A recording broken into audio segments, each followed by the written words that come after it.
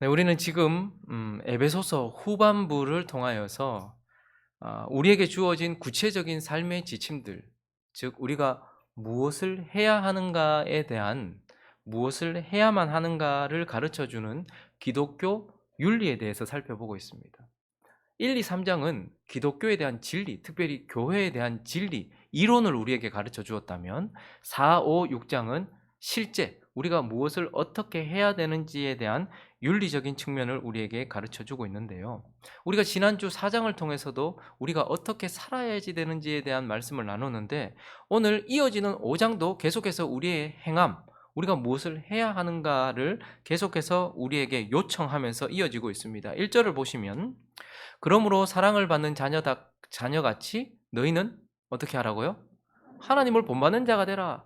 진짜 어려운 이야기거든요. 그런데 하나님을 본받는 삶이 되어야 된다라고 우리에게 또다시 우리가 해야 될 요청을 주시고, 2절을 보니까 그리스도께서 너희를 사랑하신, 사랑하는 것도 어려워요. 그런데 우리에게 요청되어지는 것은 사랑하라는 것이 아니고 그리스도께서 너희를 사랑하신 것 같이 너희도 사랑 가운데서 행하라라는 거예요. 계속해서 우리가 해야 될 기독교적 윤리에 대해서 우리에게 가르쳐 주고 있는데, 그래서 이제 1절과 2절에서 일반적인 이야기를 하고 나서 구체적인 이야기들이 쭉 이어질 것입니다. 그런데 오늘 본문은요, 특별히 우리가 행해야 될 구체적인 지침들을 줌과 동시에 왜 우리가 그것을 해야 하는가에 대한 하나님께서 우리에게 주시는 의무들을 행해야 되고 이행해야 될 이유, 그리고 그것을 행하게 만들어주는 동기, 그리고 그것을 행할 수 있도록 해주는 원동력, 이런 것들이 무엇인지를 우리에게 동시에 같이 말해주고 있습니다. 우리에게 주어진 의무가 무엇인지를 잘 아는 것도 중요하죠. 직장에 들어갔는데 직장인은 너의 직급에서는 이러이러한 일을 해야 된다. 학교에 들어갔고 어떤 일을 하게 되었는데 뭐뭐 해야 된다라는 우리가 해야 될 의무를 잘 아는 것도 참 중요해요. 그런데 그러한 의무들을 이행함에 있어서 왜 그렇게 해야 하는지에 대한 근본적인 이유, 그리고 그렇게 할 수 있도록 만들어주는 동기, 이러한 것들을 우리에게 구체적으로 심어주는 것은 매우 중요합니다. 그래서 오늘 본문은요, 우리가 해야 할 일에 대한 구체적인 지침을 줌과 동시에 그 의무들을 행해야만 하는 이유들과 행할 수 있도록 만들어주는 동기와 원천이 무엇인지를 우리에게 같이 말해주고 있는데, 오늘 본문 말씀을 통하여서 우리는 어떻게 우리가 왜 그러한 일들을 행해야 되고 또한 그것을 행하도록 만들어주는 동기적인 요소, 원천들이 무엇인지 한 세 가지로 나누어서 살펴보려고 합니다.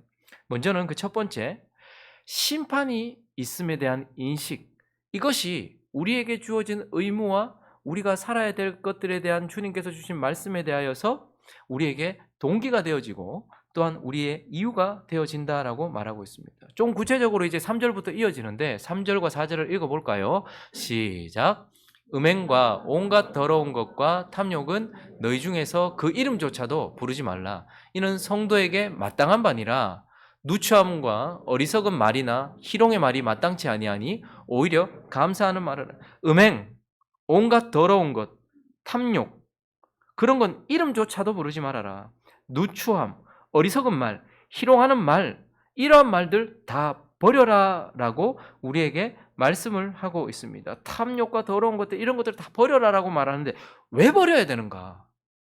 왜 우리는 그것들을 버려야 되는가? 이어지는 5절에서 이렇게 말씀하지요. 너희도 정녕 이것을 너희가 알잖아. 왜 버려야 하냐 하면, 음행하는 자나 더러운 자나 탐하는 자 곧 우상 숭배자는 다 그리스도와 하나님의 나라에서 기업을 얻지 못하리니. 지금도 여전히 단순히 한 번 죄를 범하는 것, 넘어지는 것 말고 계속해서 그 죄를 짓고 있는 것, 거기에 있는 자들, 그래서 음행하는 자들, 더러운 자들, 탐하는 자들, 곧 우상 숭배자들이라고 말할 수 있는 그들이 결국은 하나님 나라에 들어갈 수 없다. 그런 사람들은 하나님 나라에 합당치 않다라는 것과, 그리고 이어지는 6절은 이렇게 말씀하네요. 읽어볼까요? 시작. 누구든지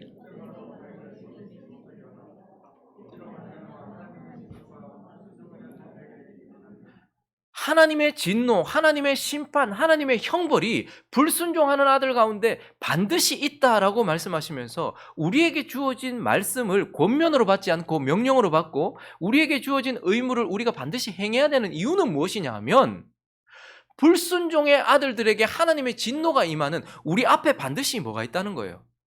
심판이 있다라는 것을 너희가 알지 않느냐라고 말씀을 하고 있습니다. 그런데 거기 보니까 이렇게 되어 있죠. 누구든지 헛된 말로 너희를 속이지 못하게 해라.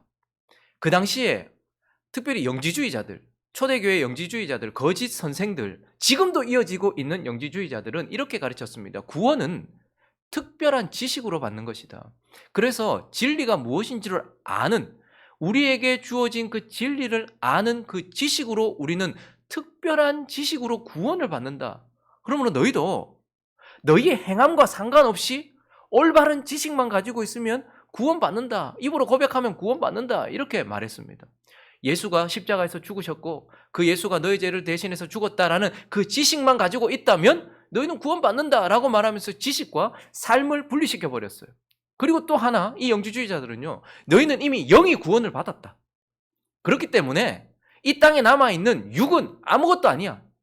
그래서 성과 속을 구별해버리고 영과 몸을 떼어버리고 영과 육체를 떼어버리면서 영이 구원받았기 때문에 육체로는 어떻게 살든 상관없어. 네 마음이 원하는 대로 살아. 이미 너의 영이 구원을 받았는데 네 육체가 간음을 하든 네 육체가 사기를 치든 그게 무슨 상관이야. 아무 상관없어. 너의 구원과 아무 상관없어 라고 말하면서 지금도 구원파나 이런 쪽에서는 여전히 이러한 지식들, 이러한 가르침들이 이어지고 있죠. 그래서 그때 그렇게 속였단 말이죠. 지식만 있으면 삶과 상관없고 영이 구원받았으니 육체가 행하는 모든 것들은 아무 상관없다라고 가르치고 있었던 사람들이 있었단 말입니다. 그런데 바울은 그렇게 가르치지 않았고 하나님은 바울을 통하여서 그렇게 가르치지 않으면서 너희는 거룩하고 정결하게 살아야 돼. 왜? 심판이 있으니까. 그래서 우리에게 심판이 있음을 인식함으로써 이렇게 거룩한 삶을 살도록 한다라고 말하고 있는 것이죠. 그러므로 우리가 기억해야 될 것이 있습니다. 왜 저와 여러분이 거룩하고 정결하게 살아야 될까요? 이 땅에 있는 모든 사람, 한 사람도 남김없이 모든 사람이 심판을 받게 될 것이고 심판대 앞에 서게 될 것이기 때문이다라는 것입니다. 마태복음 7장 21절부터 23절까지 읽어보겠습니다. 시작. 나더러 주여 주여 하는 자마다 내 아버지 뜻대로 행하는 자라야 들어가리라. 그날에 많은 사람이 나더러 이르되 주여 주여 우리가 주의 이름으로 선지자 노릇하며 주의 이름으로 귀신을 쫓아내며 주의 이름으로 많은 권능을 행하지 아니하였나이까 하리니 그때에 내가 그들에게 말키 말하되 내가 너희를 도무지 알지 못하니 불법을 행하는 자들아 내게서 떠나가라 하리라. 마지막 한 날이 있다고 말, 날들이라고 표현하지 않고 한 날이 있다라고 말해요. 그리고 24절에 보니까 24절에 한번 앞으로 잠깐 한 번은 그날에 많은 사람들이 나더러 이르되 주여 주여 우리가 주의 이름으로 뭔가를 했다라는 거죠. 신앙이 있는 것처럼 보이고 뭔가를 했다는 거죠. 그런데 23절에 넘어가 보니까요. 그때에 그들에게 밝히 말하리니 내가 너희를 어떻게 해요? 도무지 알지 못한다. 우리가 마지막 날 한 사람도 빠짐없이 창세로부터 요한계시록 마지막 역사가 끝나는 날까지 이 땅에 있었던 모든 사람들이 심판을 받을 것인데 그 심판의 근거는 내가 뭘 했느냐가 아니고 그리스도와 어떤 관계가 있느냐. 내가 그리스도를 아느냐. 그런데 내가 그리스도를 아느냐가 아니라 그리스도가 나를 아시느냐. 내가 복음을 믿음으로 받음으로 인하여서 그리스도께서 나를 아시느냐. 그래서 그분이 내가 너를 안다라고 말해주는 예수 그리스도와의 관계를 통하여서 마지막에 모든 사람들에게 다 심판이 있다라는 거예요. 그래서 우리가 복음 앞에 서야 되고 구원 앞에 서야 되며 우리가 하나님의 말씀 앞에 서야 되며 그 말씀을 지켜야 될 이유가 있는 거예요. 그런데 예수 그리스도와의 관계를 맺어서 구원 받았다 할지라도 또 우리가 여전히 거룩하고 정결하게 살아야 될 이유는 무엇이죠? 모든 사람들이 그리스도와의 관계를 통하여 심판을 받지만 모든 믿는 자들 또한 그분의 말씀에 어떻게 반응했느냐에 따라서 또한 심판이 있다라는 것입니다. 로마서 14장 10절부터 12절까지 읽어보겠습니다. 시작. 네가 어찌하여 내 형제를 비판하느냐? 어찌하여 내 형제를 업신여기느냐? 우리가 다 하나님의 심판. 자, 형제한테 어떻게 했느냐? 하나님은 형제한테 라가라 하거나 형제에게 욕을 하거나 형제를 비난하지 말라고 말했어요. 왜요? 영적인 살인이거든요. 말로, 칼로 사람의 몸을 찌르는 것보다 말로 사람의 영혼을 찌르는 게 더 악한 거야. 똑같은 거야. 그러니 형제를 비판하거나 업신여기지 말라. 왜? 지금 저건 안 믿는 사람들한테 말하는 거 아니라 로마 성도들에게 말하면서 우리가 다 예수 안 믿는 사람만 마지막 날 심판대 앞에 서는 것이 아니고요. 우리도 다 예수 믿는 자들도 다 어떻게 해요? 심판대 앞에 서리라. 11절요. 기록되었을 때 주께서 이르시되 내가 살았노니 모든 무릎이 내게 꿇을 것이요 모든 혀가 하나님께 자백하리라 하였느니라. 이러므로 우리 각 사람이 자기 일을 하나님께 짓고 하리라. 예수 안 믿는 사람만 자기가 한 일을 짓고 하는 것이 아니라 예수와 관계를 맺고 난 이후에 예수께서 하신 말씀에 대하여 어떤 반응을 보이며 살았느냐에 대해서도 우리는 심판대 앞에서 반드시 심판받게 될 것이다. 그래서 고린도후서 5장 9절과 10절도 이야기합니다. 그런즉 읽을까요? 시작. 그런즉 우리는 몸으로 있든지 떠나든지 주를 기쁘시게 하는 자가 되기를 힘쓰노라. 왜요? 이는 우리가 다 반드시 그리스도의 심판대 앞에 나타나게 되어 각각 선악간에 그 몸으로 행한 것을 따라 받으려 함이라. 바울이 9절에 보니까 나는 몸으로 있든지 그러니까 살든지 아니면 몸으로 떠나든지 죽든지 주를 기쁘시게 하는 자가 되기 위해서 애쓰고 힘쓴다. 바울만큼 애쓴 사람이 어디 있어요? 그런데 그가 애써야 했던 이유가 무엇인가 하니까 10절에 보니까 다 반드시 심판대 앞에 선다. 그리스도의 심판대 앞에 선다. 예수 안 믿는 사람만 서는 게 아니고 예수 믿은 사람도 그리스도의 심판대 앞에 선다. 그래서 각각 그분이 하신 말씀에 대하여 우리가 어떤 반응을 보이며 살았는지, 그분의 진리에 대하여 우리가 어떻게 살았는지에 대하여 그 몸으로 행한 것을 따라 벌을 받을 자도 있을 것이고, 구원을 못 받는다는 말이 아니고요, 상을 받을 자도 있을 것이다. 그래서 고린도전서 3장을 가보실까요? 13절부터 15절 보면 각 사람의 공정이 나타날 때, 이때 그리스도인들도 하나님 앞에 심판대 앞에 설 것인데, 그때에 우리가 삶을 살면서 쌓았던 것, 죄를 쌓았을 수도 있고 의를 쌓았을 수도 있겠죠. 어쨌든 그 모든 우리의 삶을 쌓아놓은 그 공적들이 나타날 터인데, 그날이 공적을 밝힐 거예요. 그런데 이는 뭘로 밝힌대요?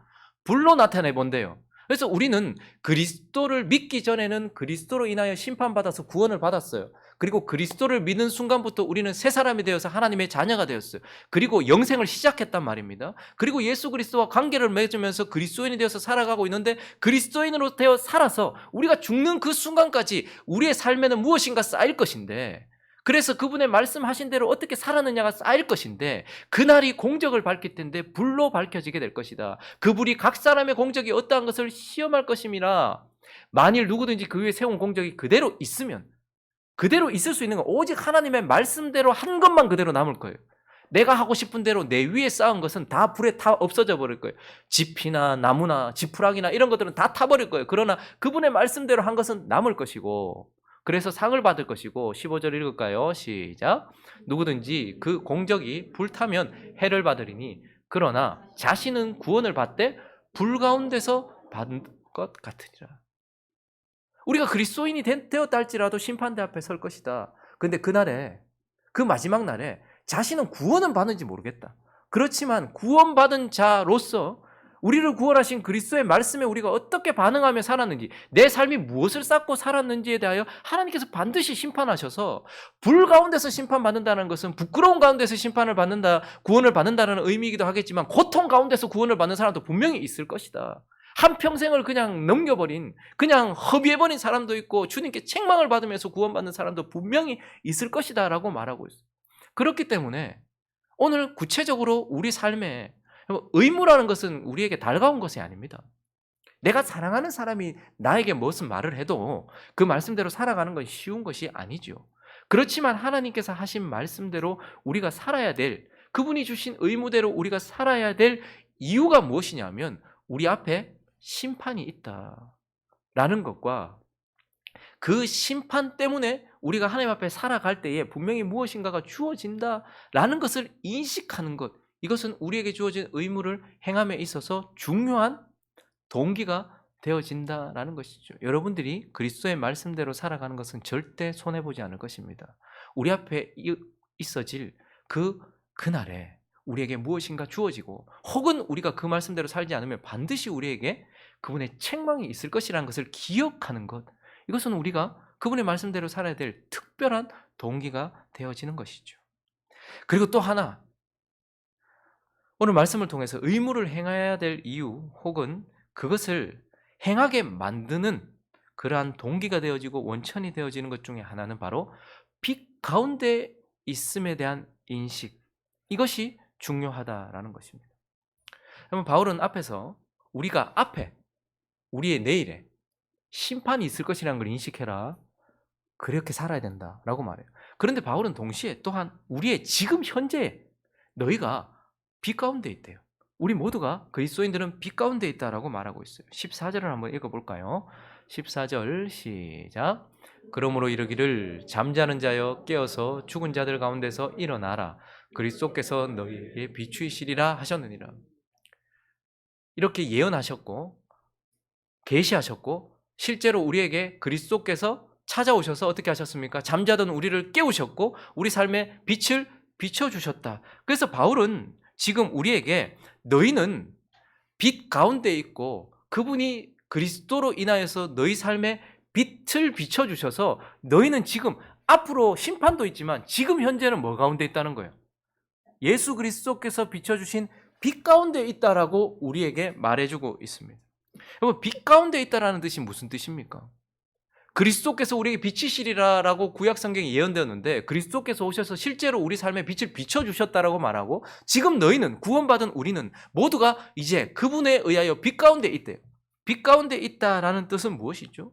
그 첫 번째 뜻은 그분이 비춰주시는 진리와 그분의 계시와 그분의 말씀, 그분의 지혜가 우리 속에 있다라는 뜻입니다.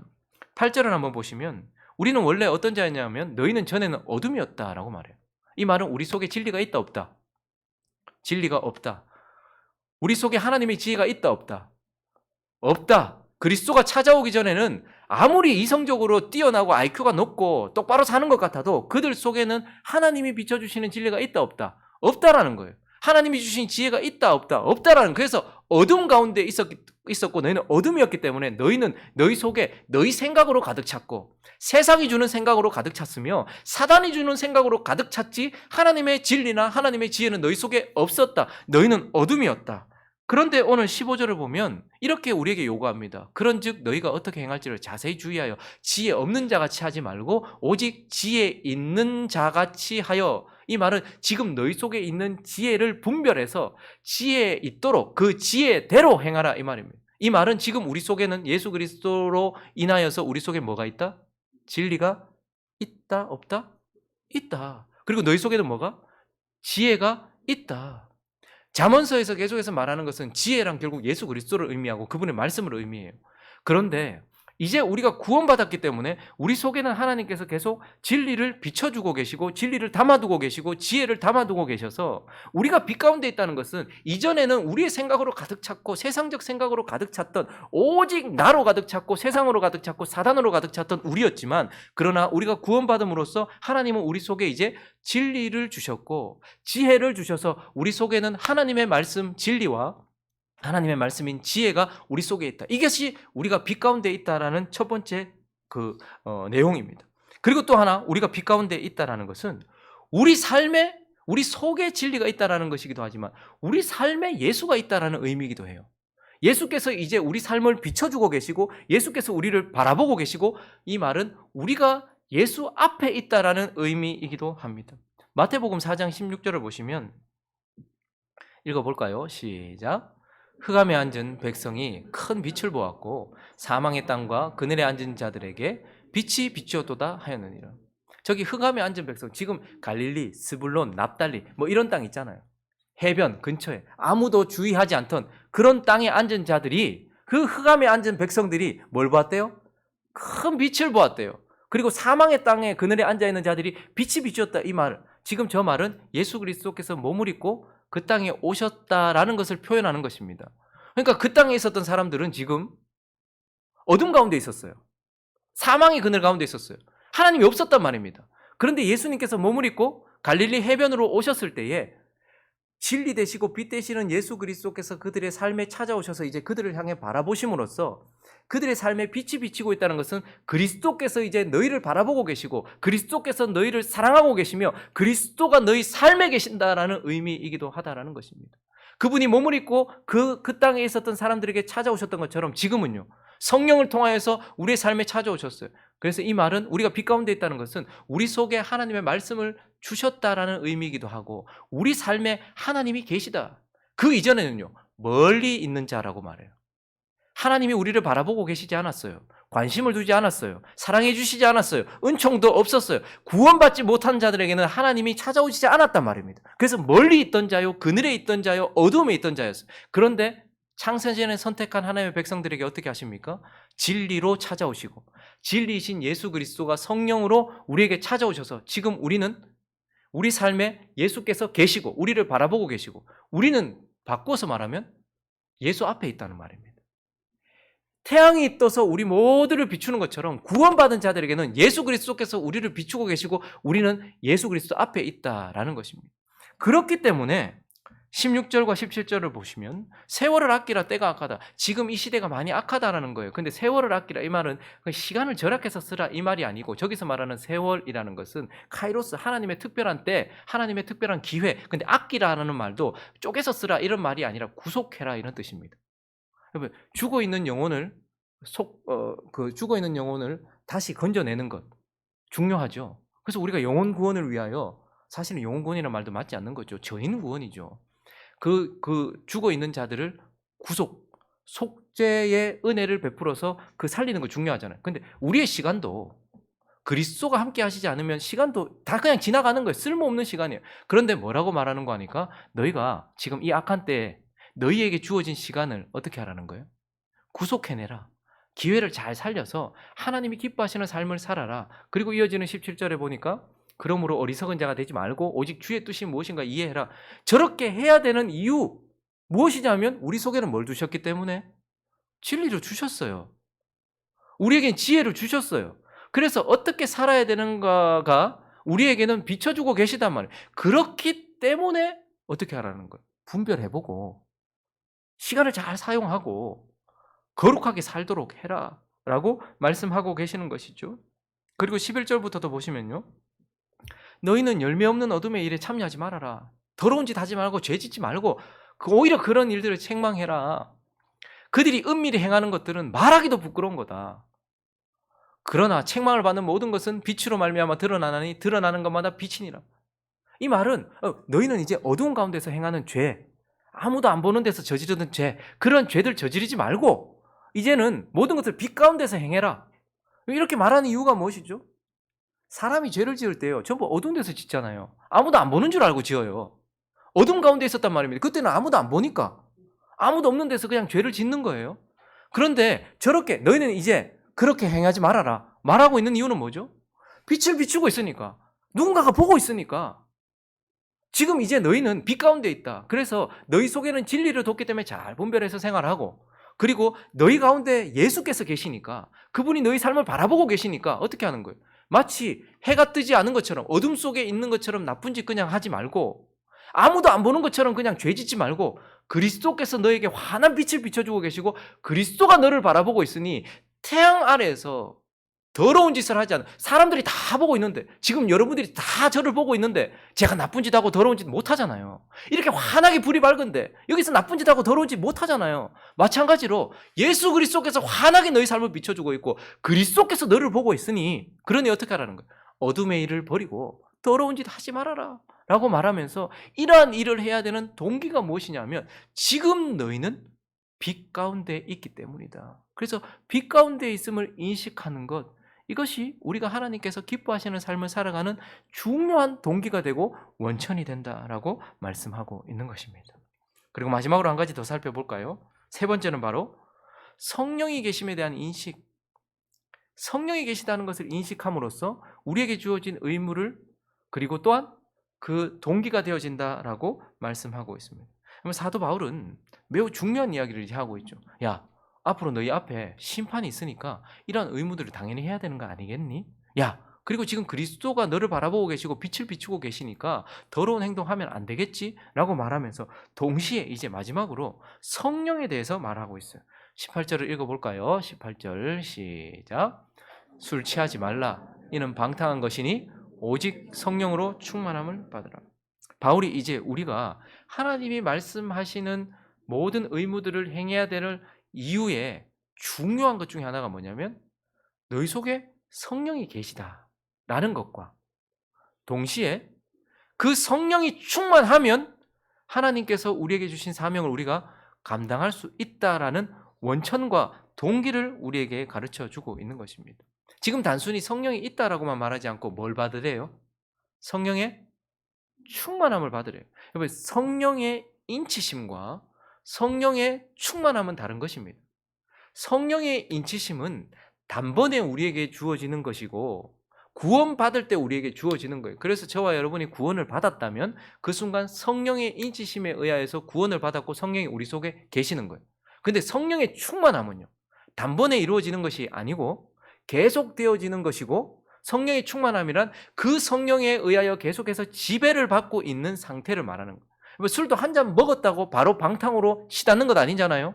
점점점 계속되는 상태 속에서 점점 방탕해지는 것처럼 성령도 한 번의 인치심이 아니라 성령의 충만함이란 계속해서 주어지고 있는 상태, 내가 성령께 복종하고 있는 상태, 성령에 순종하고 있는 것, 그래서 계속되어지는 상태 속에서 그 성령의 다스림을 받으라라고 우리에게 말씀하고 있는 것입니다. 그래서 오늘 이 본문의 18절에 보니까 바울이 이렇게 표현하고 있는데요. 다시 한번 읽어볼까요? 시작.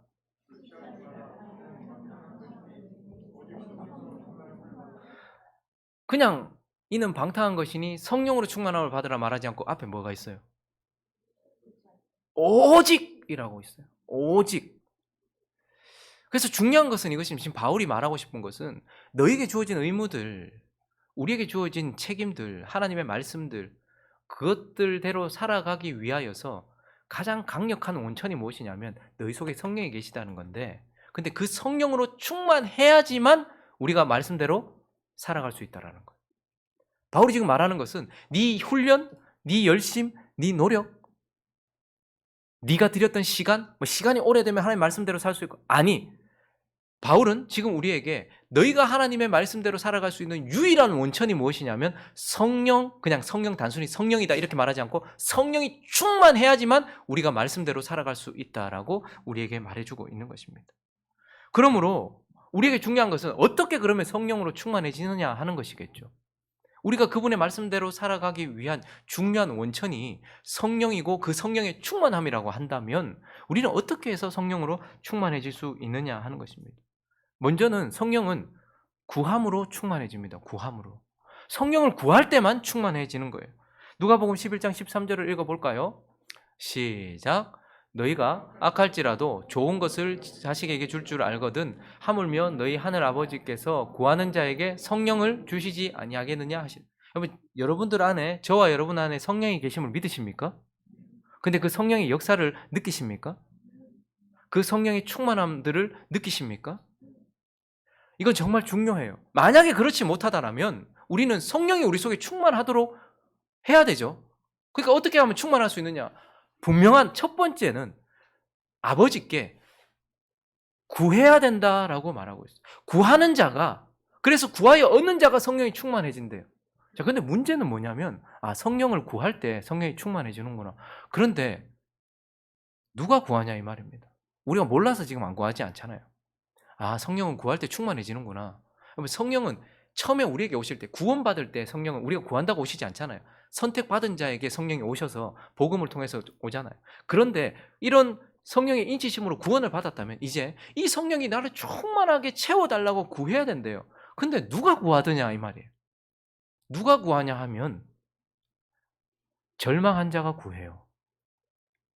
그러면 제자들이 오순절 성령이 오셔서 충만하게 채워질 때 무엇이 있었죠? 오로지 기도에 힘쓰니라 이렇게 돼요. 근데 왜 제자들이 그렇게 구했을까요? 제자들은 주님을 사랑했습니다. 그런데 그 사랑하는 마음도, 그리고 3년 동안 훈련을 받았어요. 그 3년 동안 받았던 훈련도 주님이 말씀하신 대로 살아가는데 아무런 힘이 안 되더라는 말이에요. 훈련을 적게 받아서 제자들이 하나님 말씀대로 못 살았던 것도 아니고요. 주님을 덜 사랑했기 때문에 못했던 것도 아니에요. 그래서 더 마음이 아팠던 거죠. 나는 주님이 말씀하신 대로 살아보고 싶었고, 그리고 그 사랑하는 주님을 따라가고 싶었어요. 근데 제자들은요, 3년 동안 훈련받았지만 도망가 버렸고요. 그렇게 주님을 사랑했지만 주님을 버렸어요. 그래서 뭐가 찾아왔죠? 나는 안 되는구나. 나로서는 안 되는구나. 내가 아무리 훈련을 받고 내가 아무리 뭘 해도 나는 안 되는구나. 이걸 깨닫고서 뭘 하는 거예요? 대신에 또 다른 보혜사, 내 옆에 계셨던 주님과 또 다른 보혜사, 이제 내 속에 오셔서 나를 도우실 성령이 내 속에 오셔서 성령이 나를 지배해야지만, 사람이 방탕해지려고 하면, 미친 짓을 하려고 하면 술에 충만하게 취해야 되는 것처럼 하나님의 말씀대로 살아가려고 하면 성령이 충만해야 되는구나. 그래서 나는 안 되는구나 라는 자신에 대한 절망을 한 자가 어떻게 하는 거예요? 오로지 기도에 힘쓰는 거예요. 아, 주여 성령을 부어주십시오. 나 주님 정말 사랑하고 나 주님 정말 말씀대로 살아가고 싶은데 내가 아무리 해도 안 됩니다. 주여, 그러니 내 속에 성령을 주십시오. 그래서 정말 자기 자신에게 절망한 자가 성령을 구하게 되고, 성령을 구한 자가 결국 충만함을 받아가게 된다라고 말하고 있어요. 그리고 또 누가 성령에 충만해지는가? 구하는 자와 함께 자신을 부인하는 자, 십자가에 자기 자신을 내어놓는 자, 그가 성령으로 충만해진다고 말하고 있어요. 누가복음 9장 23절을 읽어볼까요? 읽습니다. 시작. 또 무리에게 이르시되 아무든지 나를 따라오려거든 자기를 부인하고 날마다 제 십자가를 지고 나를 따를 것이다. 나는 안 되는구나 라고 절망하고 주께 구하는 자, 그리고 이어지는 말씀 뭐냐면, 나를 따라오려거든, 주의 말씀대로 살아가고 주께서 주신 말씀대로 살아가고 그분처럼 살아가려거든 네 훈련 많이 해야 된대, 네 정말 열심히 해야 된대, 내 사랑해야 된대, 이게 아니고 니를 부인해야 된다고 말해. 니를 십자가에 넘겨야 된다고 말하고 있어. 근데 자꾸 우리는 십자가에 넘겨야 될 내 자신을 자꾸 더 보듬고 더 노력하고 있어요. 예수 그리스도가 부활 생명으로 살아났던 것은 그분이 십자가에 죽으셨기 때문에, 자기 자신을 십자가로 넘기셨기 때문에, 하나님의 아들이시요 의인이신 그분이 자기를 부인하고 십자가에 자기 자신을 넘기셨어요. 그래서 자기를 죽음으로 넘겼더니 어떻게 됩니까? 성령으로 충만하여 부활 생명으로 드러났어요. 우리도 마찬가지입니다. 어떻게 해서 우리가 성령으로 충만해질 수 있느냐? 십자가 없으면 성령이 없어요. 그래서 십자가에 나 자신을 넘기지 않으면 성령의 충만을 받지 못한단 말입니다. 근데 누가 자기 자신을 십자가로 넘기느냐? 자기 자신에 대해서 절망해본 자가 넘기죠. 나는 안 되는구나. 3년 동안이나 훈련을 받았고 주님의 그 사랑을 받았고 주님이 내 발도 씻겨주셨고 주님이 나에게 이렇게까지 사랑해 주셔서 나는 주님 사랑해. 그리고 난 주님께 훈련을 받았으니 이제 나는 수제자야 라고 말했지만 실제 딱 앞에 서니까 안 돼. 그래서 어떻게 하죠? 나는 안 되는구나. 자신에 대한 절망을 깨달은 자가 성령을 주십시오라고 구하고 날마다 자기 자신을 부인하고 나를 십자가로 넘겨서 주여 나는 죽습니다. 내가 죽어야, 예수 그리스도께서 죽으셔야 하나님께서 성령을 주셔서 다시 살리신 것처럼 내가 나 자신을 부인하고, 그래서 내 생각을 계속해서 부인하고 내 느낌을 부인하고 내 의지, 내 뜻을 부인하고 이걸 십자가로 넘길 때에 내가 죽으면 내 안에 성령께서 충만하게 역사하신다라고 말하고 있어요. 그래서 우리가 성령으로 충만하려면 구해야 되고 자기 자신을 부인하고 십자가에 자기 자신을 넘겨야 돼요. 그리고 누가 충만할 수 있을까요? 자기를 낮추는 자. 성령을 물로 표현합니다. 근데 물이 가장 많이 모이는 곳은 가장 낮은 곳에 모여요. 예수께서 자기를 가장 낮추셨어요. 그랬더니 성령이 가장 충만하게 그분에게 계셨습니다. 우린 너무 자신을 높이고 있죠. 자신을 낮추는 자에게 성령이 충만해진다라고 말해요. 그리고 또 하나, 그분의 이름 자체가 성자가 무슨 성자죠? 거룩할 성자예요. 그래서 누가 성령으로 충만할 수 있을까? 깨끗한 자, 자신을 깨끗하게 하는 자. 여러분, 우린 죄를 범할 수도 있겠죠. 죄를 지을 수도 있을 것입니다. 그런데 회개함으로 씻으라, 이것이 정결함입니다. 내가 나쁜 생각이 잠깐 내 안에 들어올 수도 있고 내가 할 수도 있겠죠. 그때에 그것을 넘기라는 거예요. 십자가로 넘기고 회개하라는 거예요. 근데 우리는 여기서 성령의 충만함을 받으라는 건 수동태거든요. 수동태는 아무것도 안 하고 있다라는 의미가 아니고요. 신적 수동태예요. 내가 해야 될 일을 해야 성령이 우리한테 충만하게 온대요. 근데 우리는 하나님의 말씀하신 대로 살아가기 위하여 가장 중요한 것, 성령이 내게 계시기 때문에 우리는 하나님 말씀대로 살아야 돼요. 성령이 내 속에 계시니까. 그리고 또 하나, 그렇게 살 수 있도록 하는 가장 큰 원천이 성령의 충만함이라는 거예요. 모든 사람들이 성령이 계시다는 것에 만족하고 그냥 그렇게 그분을 무시하면서 살아요. 이제 성령은 받았어.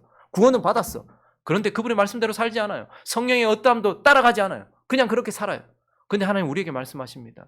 너희가 말씀대로 살아야 되는 이유는 너희 속에 성령이 계시기 때문이고, 너희가 그 말씀대로 살 수 있는 원천은 무엇이냐면 그분의 충만함을 받아야 돼. 그래서 자기 자신에 대한 절망하셔야 됩니다. 그리고 나는 도저히 안 된다, 이걸 알아야 돼요. 돌비에 새겨진 율법, 돌비에 새겨서 주신 율법은 우리가 결코 하나님의 말씀대로 살 수 없는 존재구나 하는 것을 깨닫게 하시기 위하여 주신 법이었어요. 그래서 율법을 받은 이스라엘 백성들은 와, 나는 아무리 노력해도 양 잡고 소 잡고 아무리 기도해도 하나님 말씀대로 살 수 없구나 라는 것을 깨닫게 해주기 위해서 주신 것이 돌비에 새겨진 율법이었어요. 그런데 이제 신비에 새겨진 법, 성령은요, 그걸 깨달은 자가 자기 자신에 대하여 절망하고 하나님을 의뢰하면서 주여 내게 은혜를 달라고 구하는 자 속에서 역사하시기 위하여 주신 법이 바로 성령이에요. 그래서 나는 결코 하나님의 법대로 살아갈 수 없습니다라는 걸 깨닫지만, 그러나 성령이 내 속에서 역사하시면 나는 말씀대로 살아갈 수 있습니다라는 것을 깨닫고서 나 자신을 죽음에 넘기고 십자가로 넘기고 그분을 구하면서 성령을 구하는 자에게 역사하시는 그러한 법, 그것이 바로 성령인 것입니다. 그러므로 저와 여러분이 오늘도 자신에 대한 절망으로 내 속에 성령을 부어주십시오. 그리고 나는 죽고 내 안에 그리스도가 사시도록 내가 나 자신을 부인하고 자기 십자가를 날마다 지고 쫓아가면서 나 자신을 겸손하게 낮추고 나 자신을 정결하게 할 때에만 성령이 우리 가운데 충만하게 임하시고, 그때야 비로소 우리는 말씀대로 살아갈 수 있다라고 말하면서 오늘 우리에게 우리가 거룩한 삶을 살아야 되는 이유 혹은 원천이 무엇인지를 말씀해 주고 있는 것입니다. 말씀을 정리하겠습니다. 우리가 하나님 말씀대로 살아야 될 이유 혹은 그분의 의무를 따라가게 만들어주는 동기, 원천이 뭐라고요? 앞에 있는 심판, 그리고 지금 현재 우리 가운데 비추고 있는 그분의 진리, 빛, 그리고요 우리 속에 계신 성령의 도우심, 이러한 것들이 우리로 따라갈 수 있게 만들어주는 중요한 동기라고 말해요. 그런데 가만히 생각해 보면 결국 우리가 하나님의 말씀대로 살아야 될 이유나 혹은 그렇게 살아갈 수 있도록 만들어주는 동기는 삼위 하나님이라는 걸 보게 돼요. 심판은 누가 하십니까? 성부 하나님이 하세요. 그리고 진리의 빛은 누가 비춰주십니까? 성자 예수님, 말씀이신 예수님이 비춰주세요. 그리고 우리 안에 도움은 누가 주십니까? 성령 하나님이 주세요. 그러니까 바울은 지금 우리에게 성부, 성자, 성령 하나님이 결국 우리가 말씀을 따라가야 되는 이유이기도 하고 그 말씀을 따라갈 수 있도록 만들어주는 원천이요 동기이기도 하다. 그분과의 관계가 그러하다라고 우리에게 말씀해 주고 있는 것입니다. 여러분, 우리에게 주어진 의무들이 쉬운 것들이 아닙니다. 뭐 하나 되라는 말, 뭐 주님을 닮아가라는 말, 그리고 그리스도처럼 사랑하라는 말. 그래서 하나님은 우리에게 네가 그렇게 하라고 말씀하시지 않고 성령의 충만함으로 너를 부인하고 네 안에 성령으로 그 일을 행해라라고 말씀하고 있다라는 것을 기억하면서 우리가 왜 이렇게 살아야 되는지에 대한 동기 혹은 그 이유들을 다시 한번 마음에 새기면서 안 된다라고 말하지 말고 성령의 충만함을 받아 그러한 삶을 살기 위하여 앞으로 나가는 저와 여러분 되시기를 예수 그리스도의 이름으로 축원합니다.